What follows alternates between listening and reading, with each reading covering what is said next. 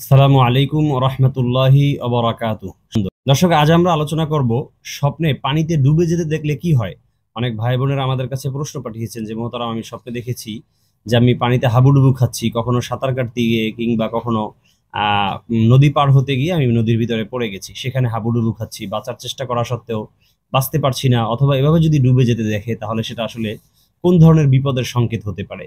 এটা স্বাভাবিকত আমরা দেখলে কিন্তু বুঝবো যে এটা কোনো একটা বিপদ সংকেত বা আমার সামনে কোনো বড় ধরনের বিপদ আসছে। আসলে বাস্তবেই এটাই, যে যদি কেউ স্বপ্নে পানিতে ডুবে যেতে দেখে তাহলে সেটা তার একটা বড় বিপদ সংকেত। সেই বিপদটা কোন কোন ধরনের হতে পারে দর্শক মনে রাখবেন, যদি কেউ পানিতে ডুবে যেতে দেখে তাহলে সেই মানুষটার তিনটা ধরনের বিপদ সংকেত রয়েছে। এক নাম্বার হলো তার অর্থনৈতিক সংকট দেখা দিতে পারে।